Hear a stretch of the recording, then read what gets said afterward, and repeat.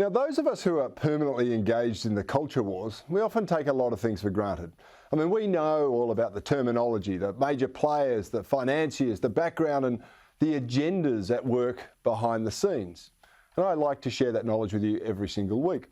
But a viewer did get in touch, Henry B. He sent me an email recently. He said, "Hi, Corey. Love the show. Really appreciate how you're trying to explain what's going on in the world.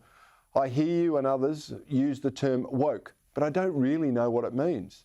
Others might be in the same boat, so it would be great if you can explain it." Well, Henry, your wish is my command. Tonight's Talking Point memo will shed some light on the terminology of the leftist cause. And here to help me get through them is Gideon Rozner from the Institute of Public Affairs. Gideon, welcome. Let's start with the term woke. Now, I'm going to say woke is a term that refers to a pretentious awareness of issues that relate to social justice, racial issues and inequality. And the word is really a product of the dumbing down of the education system, where people weren't taught how to speak English correctly and they used woke instead of awake, like I was sleeping, but now I'm woke. Pretentious fools use it to describe themselves. Sorry, I'm just going to say pretentious fools, Gideon, use it to describe themselves as some sort of moral passport, to say, I'm better than you. And the rest of us use it to make fun of them and their insane ideas. Is that a reasonable definition? That is a reasonable definition to a point, Corey, but what I love about the word woke is that we on the right have culturally appropriated it. It did mean originally it was a way of saying I've been awakened, I'm awake to the injustices of the world and structural racism and everything else, but it's been co-opted by the right and by conservatives and by normal people because it's so damn ridiculous that now lefties hate the word woke, and you see on Twitter people saying, oh, when people say woke they mean brown people and so on and so forth. It's basically anybody who complains about woke is, as you'd expect, a racist, of course. But that is where we are actually winning the battle of terminology here, because woke is frankly our word now, and I'm having a lot of fun with it. Yeah, so am I, but now we've breached the crime of cultural appropriation. Now, you use the term lefty or leftist. I use it all the time. I say it's a person belonging to the political left and usually identifying with the radical, anti-capitalist or revolutionary sectors of left politics. They include an assortment of discredited political isms, anarchism, Marxism, communism, socialism, and other crank radical ideologies. How about that for a definition? That is a fantastic definition, very comprehensive. And left is actually sort of a word that hasn't been unchanged for, since the French Revolution or wherever the terms left and right came from. But the term leftist is now covered with a euphemism called progressive, which is misleading because, of course, if there's anything the left believes in, it ain't progress. But it's also the idea that the state should pursue progress as its aim. Now, whereas, a conservative would say the state should conserve what we like about society and protect society and our freedoms. A libertarian would say that the state should pursue liberty. So it's really what the role of the state is in public life, and for progressives it is forcing their warped, stupid, idiotic, twisted version of progress. That's very true. Now, I'm going to roll a few in here because they're all related, right? White privilege. Now, that's the racist idea that people with white skin have an advantage in society that other people do not have.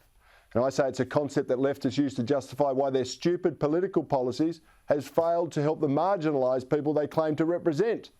And it helps them create a target for anyone that is educationally or financially behind because of their melanin levels. But there's an extension of this, Gideon. You've got white male privilege. And this is the sexist extension of white privilege.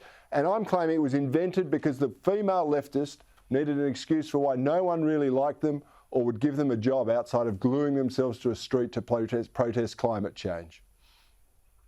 But the funniest thing, Corey, is that it doesn't actually even relate to skin pigmentation anymore. That's how stupid it is, because you can be a white ally now or renounce your whiteness, or even a white traitor to the left. Whereas if you are a person of colour and you think the wrong way, then you're a traitor to, and you have what they call internalised whiteness. So whiteness to the left is a state of mind now. There was a radio host a few years ago who was interviewing somebody, and this trot who got on, this leftist who got on, said, well, you would think that way as somebody with white privilege. Said, well, actually, no, I'm black. Well, you could hear the needle come off the viral for that interview, because that's the inconvenient truth about a lot of these debates about whiteness and so on.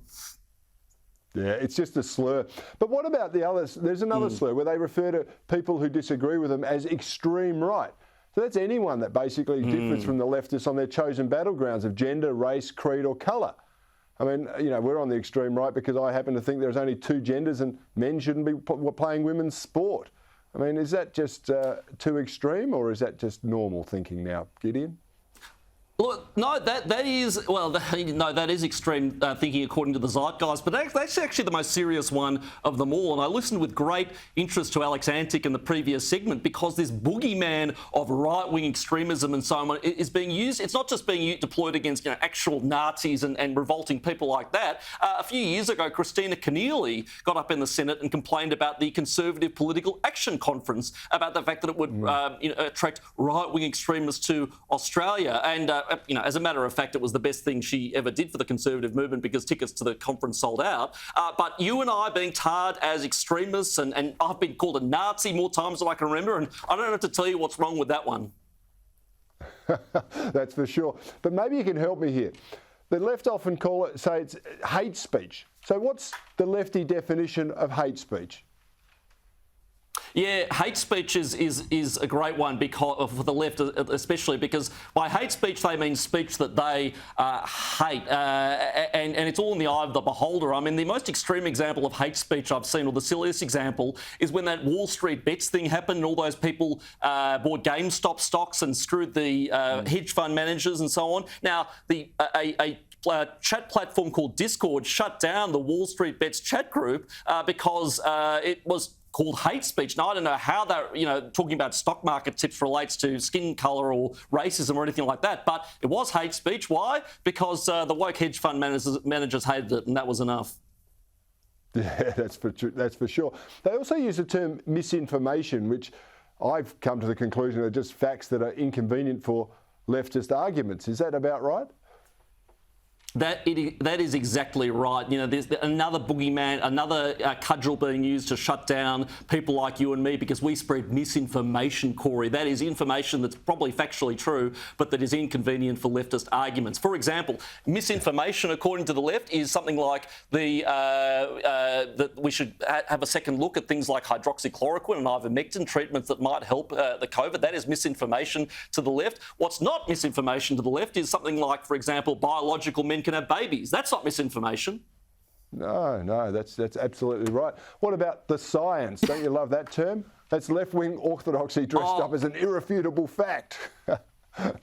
I love this one, Corey. Again, it's science. It's left-wing orthodoxy that's uttered by somebody with a lanyard calling themselves Dr. something, or a Brett Sutton type and everything else. And typically heard with something like the science is settled. This is the science. Don't ask any questions. Shut up and take it. For example, the science in the conventional sense, more or less science, would tell you that the Earth's temperature and climate is a very complex phenomenon, and it's due to many factors, and it's very, very difficult to understand and to study and so on. The science says that the Earth's climate is entirely dependent on whether we build windmills and drive around in Nissan Leafs. Yeah, it's crazy. I've got to finish on this, Gideon. Diversity.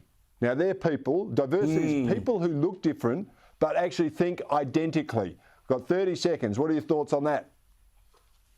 Well, again, this is a diversity of everything except ideas. You see it on the ABC. Ida Buttrose a few years ago said we need more diversity on the ABC. We all thought she meant diverse perspectives, maybe some conservative voices. No, she meant people whose skin pigmentation happens to be different. It's the same thing as, black, brown voices and Indigenous voices. You hear calls for that all the time. What they mean is left-wing perspectives from people who happen to be black, brown or Indigenous. I mean, when was the last time the ABC wanted to hear from Jacinda Price or Warren Mundine? I ask you that. Yeah, you're exactly right. Gideon Rozner, thanks so much for your time tonight. I love your perspective and I know our viewers do too. So join us again in a couple of weeks. Cheers, Corey. Thanks.